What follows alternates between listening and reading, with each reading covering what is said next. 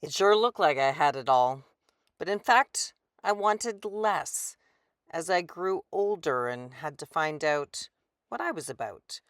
So I went looking for it. I found a good chunk of that on a beach in Texas with senior women. Then I needed to go to Arizona to find the man who changed my life in an Oscar-winning movie.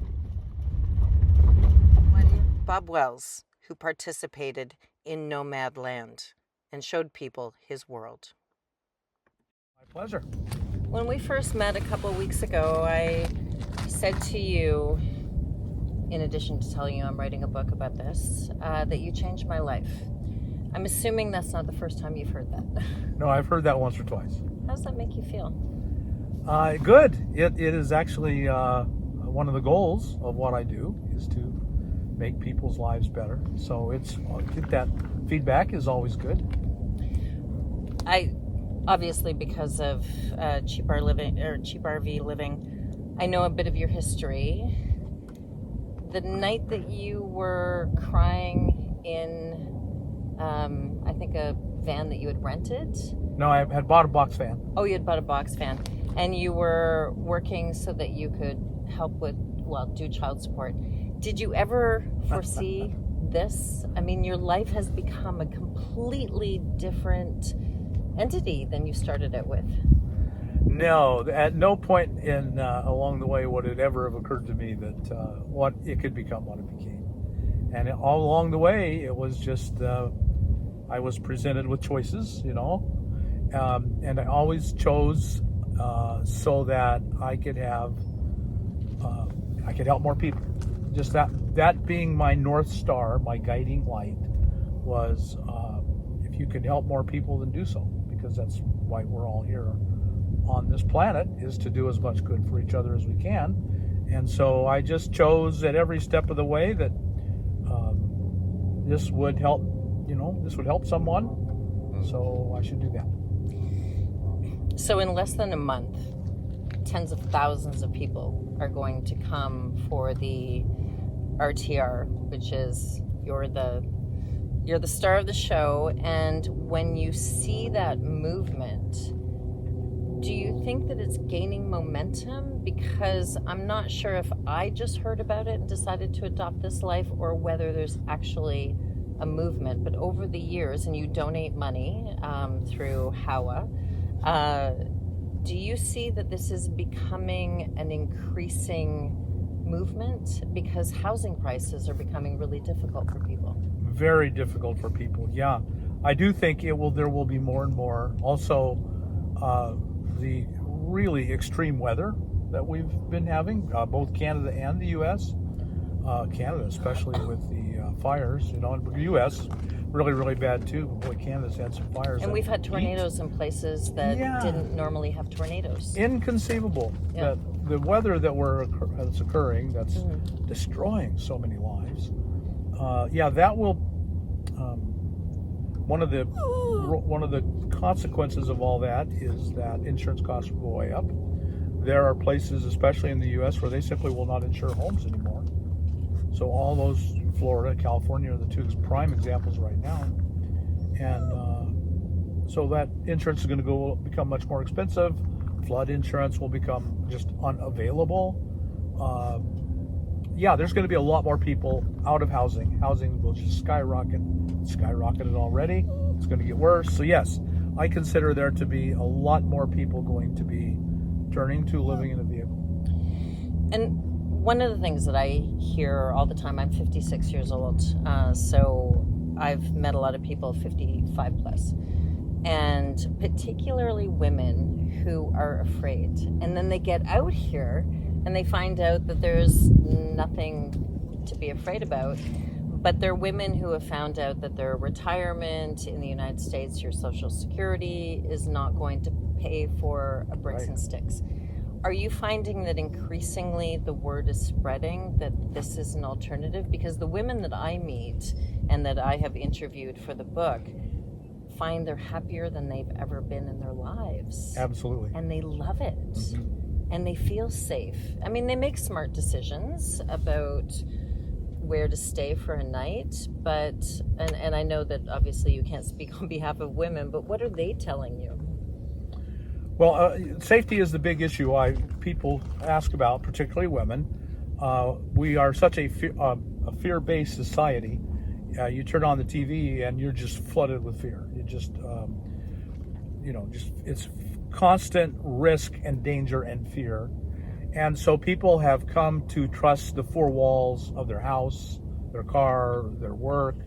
And so we've kind of become a people that, because of weather and, heat and cold, we go from our house to our car to our work to a grocery store to a car we live in four walls. And we think those four walls give us safety when in fact they do not. And so they get out here and they don't have the four walls. And they think, well, I can't be safe out here. But here, you have distance. Instead, you have the close friends you make. And so, 2, 3, 4, 5, 10 of you, 12 of you will meet and camp together. And you look around and there's no one around. And you're safer than you've ever been because of the distance between you and anybody who might want to harm you and the community you build. That's real safety. Community is real safety. Your walls are not. And so, a lot of people find that they're safer than they've ever been. When you and I first met, I told you that I feel safer out here than I do in cities. And that driving through, I mean, it's difficult to get to some places. I mean, I have driven from Ottawa, Ontario, Canada to here. I was in Las Vegas last night because I had to fly back in after some visits at home with some loved ones. I sleep really easy out here. If you asked me to sleep in a major city and what they call stealth camping, that would make me a little uncomfortable. It is. This makes me feel very comfortable. I mean, and the other thing that I often thought about, Bob, is that the other people that are around me are living the same life, and they're not going to steal stuff from me. Yeah. They're not going to come and try to invade my space. And there's this respect for you don't come on to kind of the circle unless you say, hey, can I ask you a question? And they stand a fair distance away. Right. Cities don't operate like that. No, you're so packed together that you don't really have a personal space. It's violated all the time. I wanted to ask you, I've watched Nomadland 6 times now. I watched it again about a couple of weeks ago after I met you. And it really spoke to community. I feel you were in it, but it spoke to a woman who found her people and some of the senior women. What was your experience with that? Because it really was a tribute to what you built.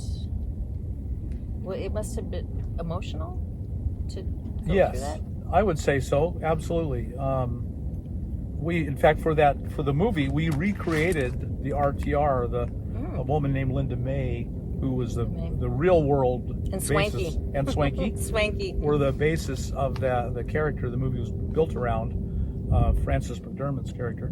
And so we recreated that RTR, and it was all people I knew, and most of them had been at that actual RTR, and so we were all friends and community. And I just thought, what a wonderful thing this is. And this was my decision 15 years ago now to let's have a gathering. People came, and it's kind of people need community, and we don't get it. We're both of them in Canada and U.S. All modern societies are very alienated from each other. And the key is here to break down that alienation and to really genuinely connect. And nearly everyone I know that comes out here will soon discover that people are wonderful. They know they're just, if you need help, someone's giving you help. If you're having a problem, someone's bothering you, say it's a rare chance that could happen, someone's going to come around and help you. And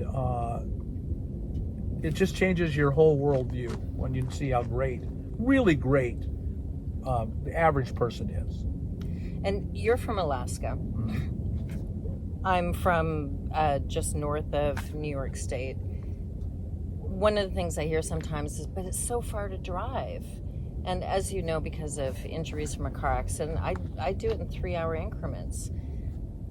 Does going home to Alaska ever impact you with the, oh, it's so far and it's going to be so much? Because I know, and I'm, as you know, only 3.5 months into this, I find it delightful to plan the little things that I can see along the way because I can't drive for 12 hours. How do you approach your driving? Because you do a lot of it. Like you drive a lot. I do. Well, I did a video here, I think 2 years ago now, about I flew to Alaska because I have a son that lives in Alaska, so Yes. I'm in Alaska pretty often. Mm-hmm. And I flew to Alaska and I rented a U-Haul van. Yeah. Or if it hadn't been a U-Haul van, I could have rented a minivan, or I could have rented a car and then tent camped. But that's not the best thing in Alaska. A lot of bears. So I rented a U-Haul van, and the video was showing how I set it up. I went to a thrift store and I bought sleeping bags and I bought a cot. You know, I just set it up to live in. And so, if you're going to be in one place, it might be worth it to fly, and then create a home for yourself once you're there. What I've done since then is I actually bought a small used car from a friend, very small used car. Like mine. Yeah, smaller than yours. Smaller than mine. Mine's a Scion, a Toyota Scion. Yeah. And man, it is a tiny car. But I drove it to Alaska and left it. So now I have a summer home in Alaska. So I will fly in. Yep. Got a car waiting for me. Oh, It's that set one. up to Sorry, live in. I misunderstood the one that you have here in Quartzsite. So you have an SUV here in Quartzsite. So yes, I did see the video where you have a small home away from home now. Yeah, I've got a summer home in Alaska. Yeah, and your son likes to camp. So Yes, so he very could much. be outside of the vehicle. Yes. And do that. Okay, so I'm just going to take a brief pause because I did want to ask you, sort of on a separate train of thought, more about Hawa and some of the people that need help. So I'll just ask you to pause. I'm going to pause you guys.